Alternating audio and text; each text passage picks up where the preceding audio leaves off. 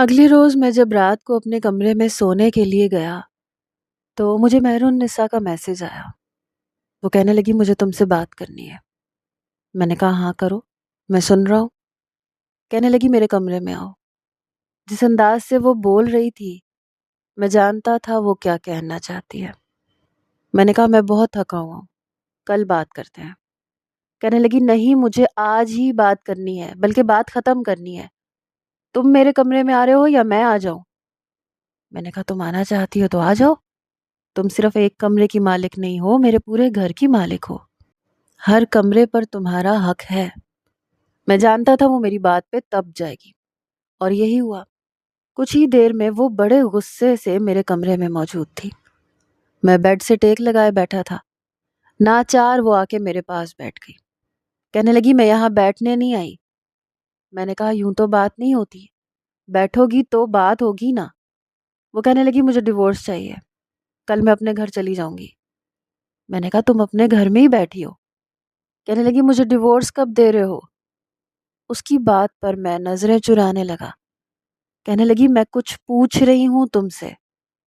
میں کھڑا ہو گیا، اس کے مقابل جا کے کھڑا ہو گیا۔ میں نے کہا تم بیٹھو تو صحیح، پھر آرام سے بات کرتے ہیں۔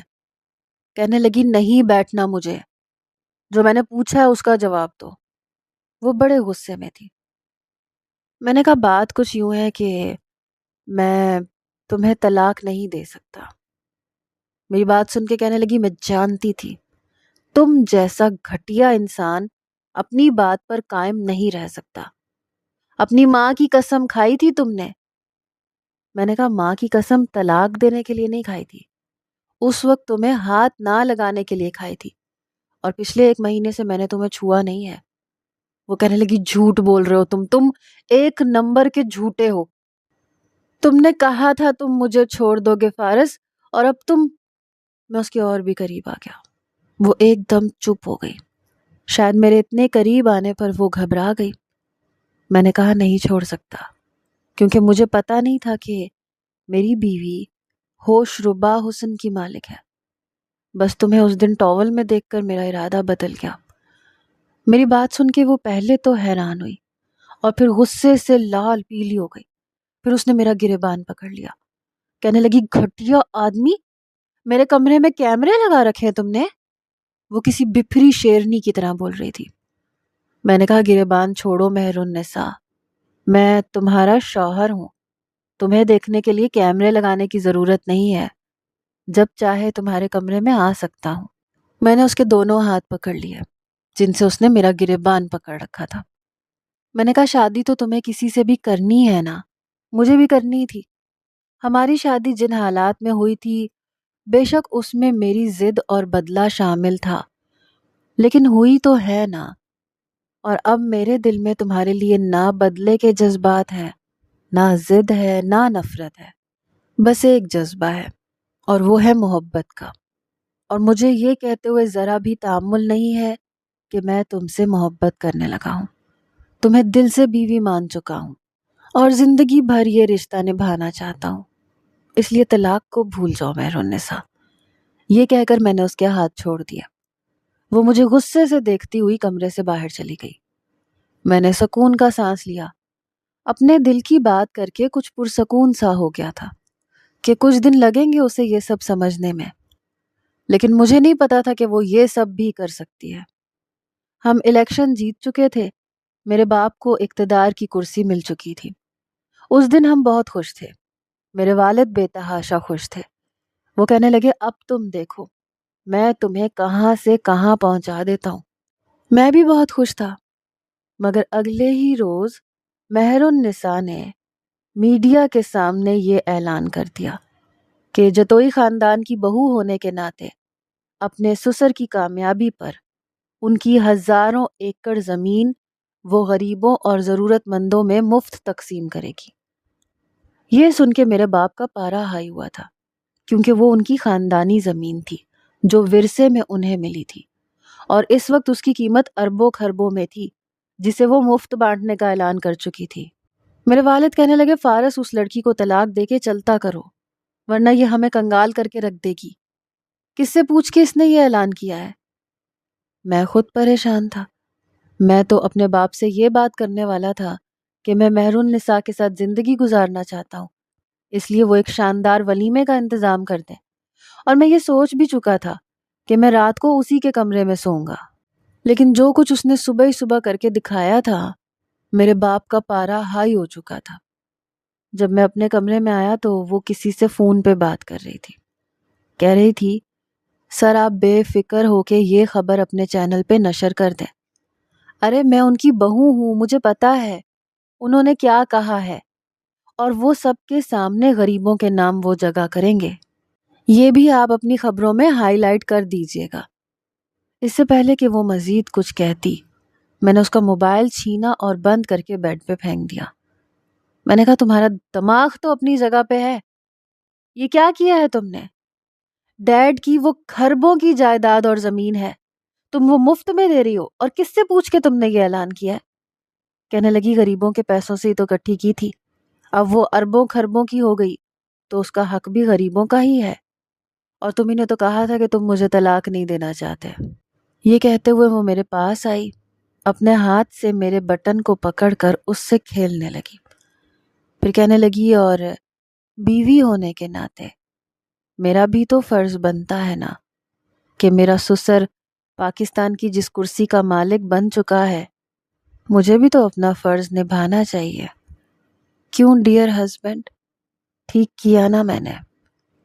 وہ مسکرا رہی تھی اور اس وقت اس کی مسکراہٹ میرے اندر آگ لگا رہی تھی۔ میں نے کہا، تم اس لیے یہ سب کر رہی ہو؟ کہنے لگی، بالکل، تم مجھے چھوڑو گے نہیں تو میں تمہارا اسی طرح سے سب کچھ بیچتی رہوں گی، فیصلہ اب تمہارے ہاتھ میں ہے، یہ چیک کرو۔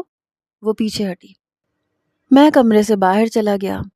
میرے والد کہنے لگے، تم مجھ سے پوچھو اس نے یہ سب کیوں کیا ہے، اور وہ ہوتی کون ہے اتنا بڑا فیصلہ کرنے والی؟ میں نے کہا، ڈیڈ، اس میں بھی آپ ہی کا فائدہ ہے، اقتدار میں رہ کے آپ بہت کچھ لے سکتے ہیں۔ اگر آپ غریبوں میں زمین تقسیم کریں گے تو اگلے 10-15 سال تک آپ کو اس کرسی سے کوئی نہیں ہٹا سکتا۔ میری بات سن کے وہ سوچ میں گم ہو گئے۔ میں نے کہا، آپ ایسا کریں، اس میں سے زمین کا کچھ حصہ بیچ کے غریبوں کو دے دیں، اور وہ بھی بالکل مفت، دیکھیں کیا فرق پڑتا ہے۔ میری بات پہ وہ کچھ سوچ میں پڑ گیا۔ میں نے کہا، میں نے روٹی کپڑے مکان کا وعدہ کیا تھا اور وہ میں پورا کر رہا ہوں۔ ڈیڈ کہنے لگے، لیکن وہ زمین بہت قیمتی ہے۔ میں نے کہا، آپ یہ بات مان لیں کہ آپ کو کئی گنا زیادہ فائدہ ہوگا، آپ اس کو غریبوں میں بانٹ دیں۔ پھر میں نے اس کی پھیلائی ہوئی خبر کو سچ کر دیا، اور میرے باپ کی جے جے کار ہونے لگی، دھومیں مچنے لگی۔ میرے والد بھی بے حد خوش تھے۔ وہ کہنے لگے، تمہاری یہ ترکیب تو بہت کامیاب ہو رہی ہے، تم جانتے ہو میری مخالف پارٹیوں کے منہ ٹوٹ کے رہ گئے۔ رات کو میں گیسٹ روم کے بجائے اپنے کمرے میں گیا تو وہ اس وقت کسی سے فون پہ بات کر رہی تھی۔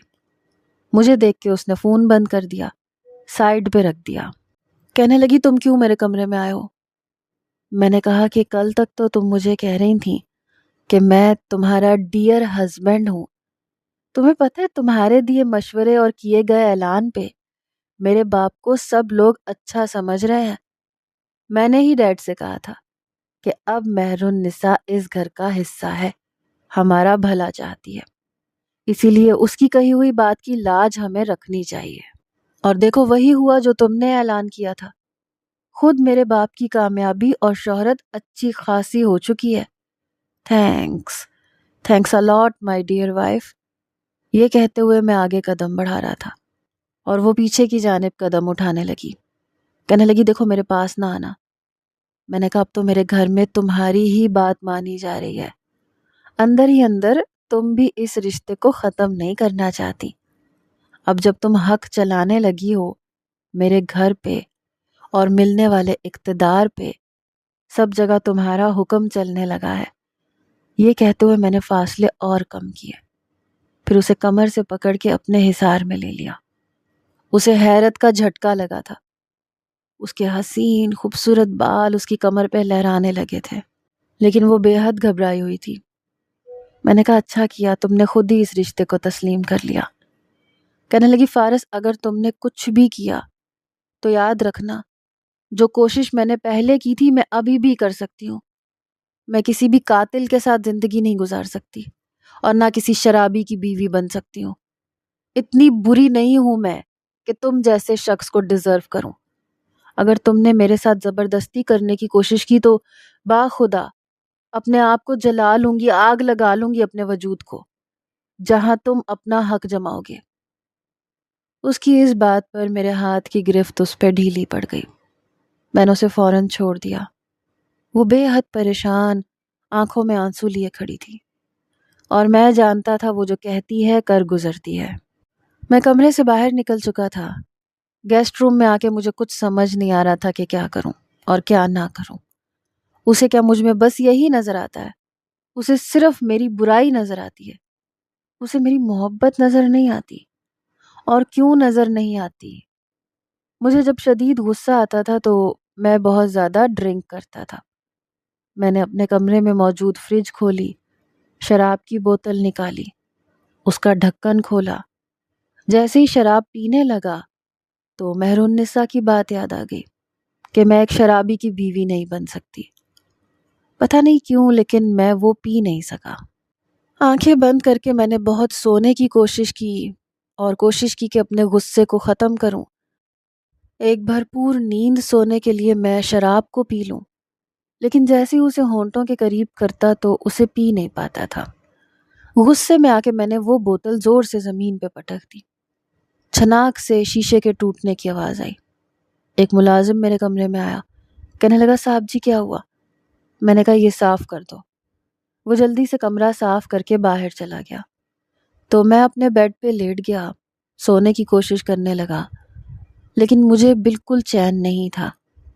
مجھے نہیں پتا تھا کہ کسی لڑکی کے لیے میں اس قدر بے چین بھی ہو سکتا ہوں۔ پتہ نہیں میری کب آنکھ لگی۔ صبح میں وقت پر اٹھ گیا تھا۔ تیار ہو کے جب باہر آیا تو میرے والدین ٹیبل پہ بیٹھے ہوئے تھے، مہر النساء کے ساتھ باتیں کر رہے تھے۔ پہلی بار میں نے اسے ڈائننگ روم میں ڈائننگ ٹیبل پر بیٹھ کے ناشتہ کرتے دیکھا تھا۔ وہ اس سے پوچھ رہے تھے کہ تم بتاؤ اور کیا کرنا چاہیے، تمہارے پہلے اعلان نے مجھے بہت پذیرائی دی ہے۔ ان دونوں کو ایک ساتھ دیکھ کر میں ضرور حیران ہوا تھا۔ مجھے دیکھ کر مہر النساء ایک دم چپ ہو گئی۔ میرے والد کہنے لگے ایسا کرو تم تیار ہو جاؤ، آج کے بعد تم میرے ساتھ جایا کرو گی۔ آج ہم لوگوں نے گاؤں اور چھوٹے چھوٹے قصبوں میں جانا ہے، وہاں پر ایک خاتون کا ہونا بہت ضروری ہے۔ وہ کہنے لگی ٹھیک ہے میں تیار ہو کے آتی ہوں۔ ناشتہ کر کے وہ جا چکی تھی۔ میں نے کہا یہ کیا چکر ہے ڈیڈ؟ کہنے لگی کیا چکر ہے؟ کچھ نہیں، یہ لڑکی ہمیں بہت فائدہ پہنچا سکتی ہے، اسی لیے اسے کبھی چھوڑنا نہیں۔ وہ ہر کام کرنے کو تیار تھی، بس وہ میرے پاس آنے کو تیار نہیں تھی۔ لیکن جیسے ہی شام کو میرے والد نے گاؤں کے لیے نکلنا تھا، ان کی طبیعت خراب ہونے لگی۔ وہ کہنے لگے میرا بی پی بہت ہائی ہے، ایسا کرو تم دونوں ایک ساتھ چلے جاؤ۔ اس لیے میں مہر النساء کے ساتھ چلا گیا۔ وہاں پہ بہت سے لوگوں کو مفت راشن تقسیم کرنا تھا۔ کئی لوگوں کو نوکریاں بھی دلوائیں، کچھ کو پیسے بھی دیے تاکہ وہ اپنا کاروباری سلسلہ چلا سکیں۔ وہاں پہ ایک کافی بوڑھی خاتون تھی جو یہ کہنے لگیں کہ ان کی خواہش ہے کہ ہم اس کے گھر میں کھانا کھائیں، لیکن میں ایسا نہیں چاہتا تھا۔ وہ کہنے لگی بیٹا میں نے مکئی کی روٹی اور ساگ بنایا ہے، تم لوگ میرے ساتھ کھانا کھاؤ گے تو مجھے بہت خوشی ہوگی۔ میں نے آج تک کبھی ایسی کوئی چیز نہیں کھائی تھی۔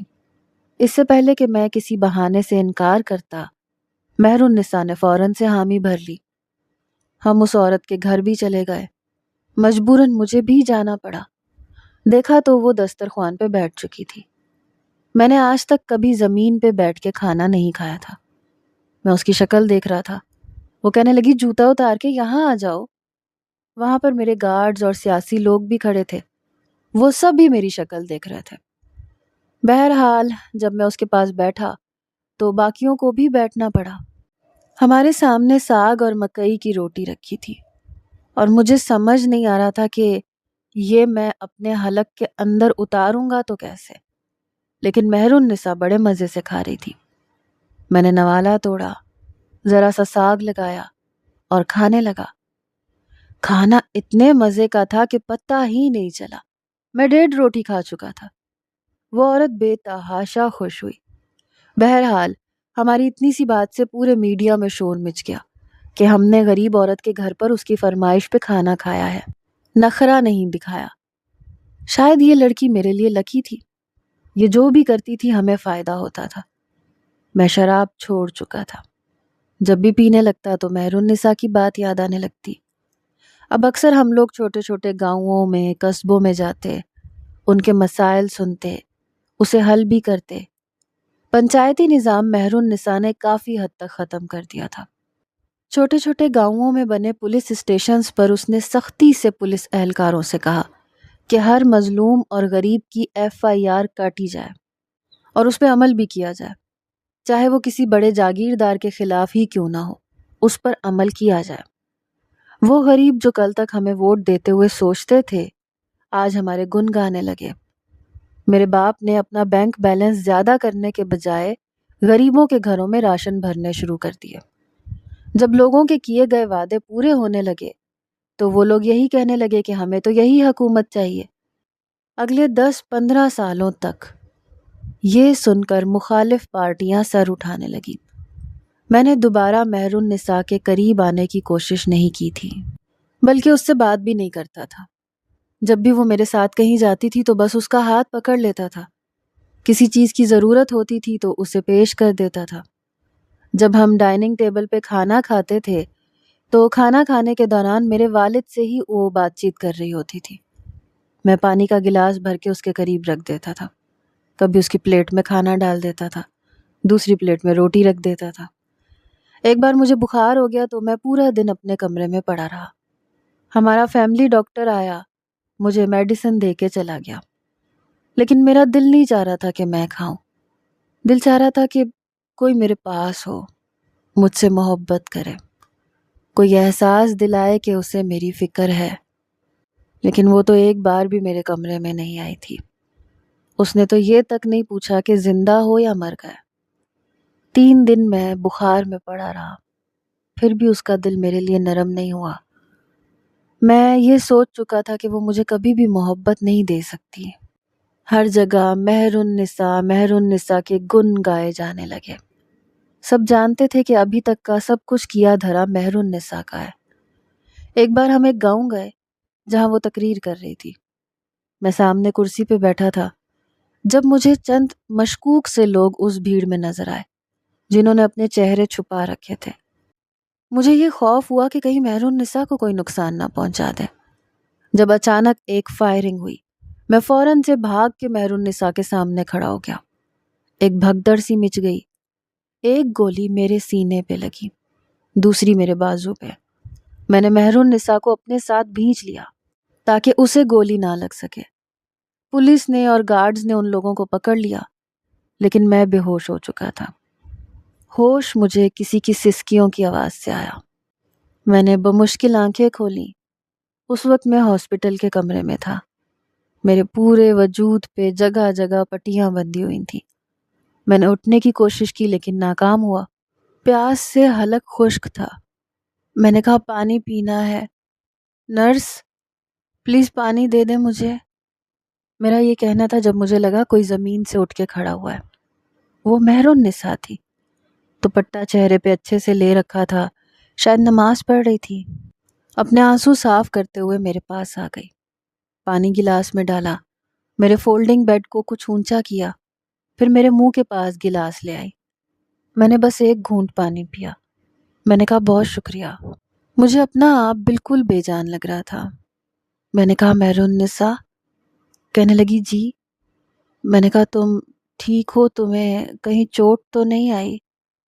میری آنکھیں بند تھیں۔ کہنے لگی ہاں میں بالکل ٹھیک ہوں فارس۔ میں نے کہا شکر ہے تمہیں کچھ نہیں ہوا۔ یہ کہتے ہوئے میں پھر سے سو گیا، شاید دوائیوں کے زیر اثر تھا۔ دوبارہ جب میری آنکھ کھلی تو میرے والد میرے پاس بیٹھے تھے، رو بھی رہے تھے۔ کہنے لگے بہت میجر آپریشن تھا تمہارا، اللہ نے تمہیں نئی زندگی دی ہے۔ میرے والد چند گھنٹے میرے پاس بیٹھے رہے، پھر وہ واپس چلے گئے، لیکن مہر النساء وہیں تھی۔ میں نے کہا تم بھی چلی جاتی، ہاسپٹل کا سٹاف ہے یہاں پہ، میرا خیال رکھ لے گا۔ وہ کہنے لگی مجھے کہیں نہیں جانا، یہ کہہ کے صوفے پہ بیٹھ گئی، ہاتھ میں تسبیح پکڑی ہوئی تھی۔ 4 دن میں ہاسپٹل میں رہا، 4 دن دن رات وہ میری خدمت میں لگی رہی، اپنے ہاتھ سے مجھے سوپ پلاتی، میرا خیال رکھتی۔ مجھے یہ سب کچھ بہت اچھا لگ رہا تھا۔ جب اپنے گھر آیا تب بھی وہ مجھے کمرے میں لے کے گئی۔ حیرت مجھے اس وقت ہوئی جب رات کو وہ میرے بیڈ پہ لیٹی۔ میں نے کہا میں تمہیں بہت پریشان کرتا ہوں۔ کہنے لگی سامنے آنے کی کیا ضرورت تھی؟ آپ کو پتہ ہے آپ کی جان بچاتے ہوئے ڈاکٹر کی نکالی ہوئی گولی میں نے دیکھی تھی۔ یہ کہتے ہوئے اس کی آنکھیں آنسوؤں سے ڈبڈبا چکی تھیں۔ میں نے کہا کہ تم میری ذمہ داری تھی، تمہیں گولی تو نہیں لگنے دے سکتا تھا، نہ تمہیں اپنے سامنے مرتا دیکھ سکتا تھا۔ میں نے کہا محبت چیز ہی ایسی ہوتی ہے، لیکن تم نہیں سمجھو گی۔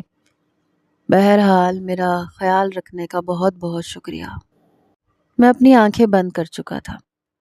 صبح جب وہ میرے لیے ناشتہ لے کے آئی تو میں نے اس سے کہا کہ تم ملازم سے کہہ دو وہ مجھے کھلا دے گا، تم جاؤ آرام کرو۔ اس سے پہلے کہ وہ کچھ اور کہتی، میں نے انٹر کام سے ملازم کو بلوا لیا، اس سے کہا کہ وہ مجھے ناشتہ کروا دے۔ رات کو جب وہ میرے پاس لیٹنے لگی تو میں نے کہا مہر النساء اگر تمہیں زحمت نہ ہو تو تم گیسٹ روم میں جا کے سو جاؤ گی۔ کہنے لگی یہاں کیوں نہیں سو سکتی؟ میں نے کہا میں اکیلا سونا چاہتا ہوں پلیز۔ جیسے جیسے میں ٹھیک ہو رہا تھا میں نے اپنے تمام کام ملازم سے کہنا شروع کر دیا۔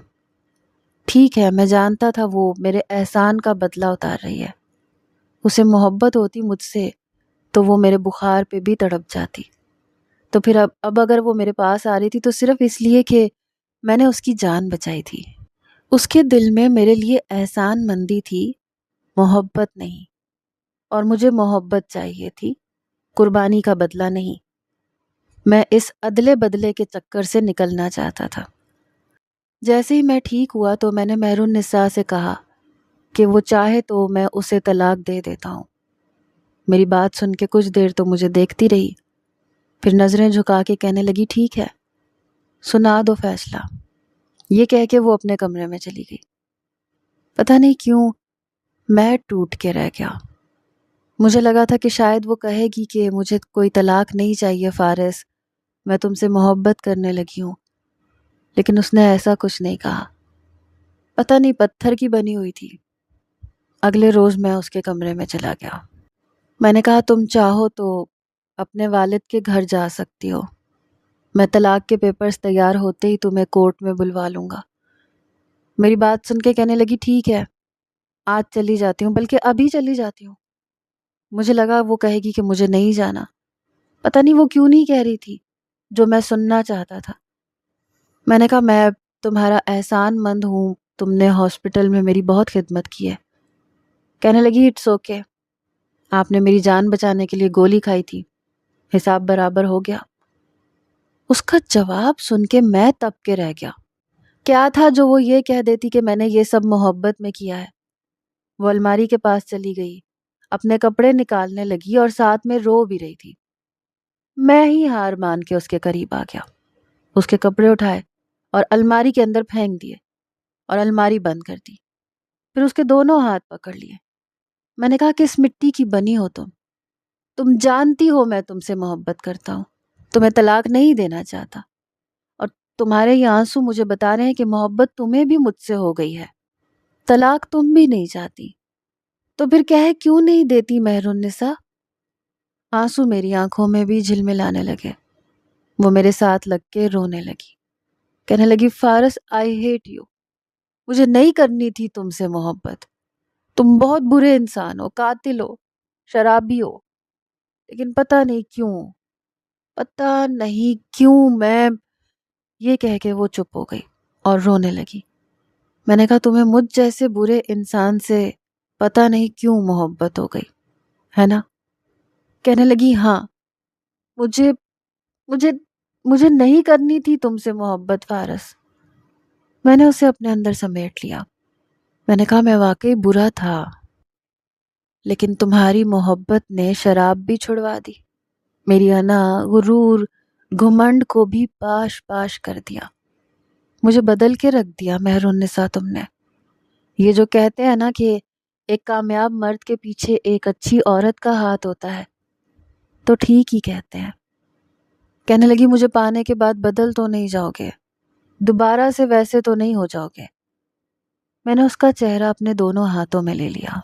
میں نے کہا تمہیں ایسے لگتا ہے کہ میں بدل جاؤں گا؟ وہ روتے ہوئے میری آنکھوں میں دیکھ رہی تھی۔ کہنے لگی نہیں، تم نہیں بدلو گے۔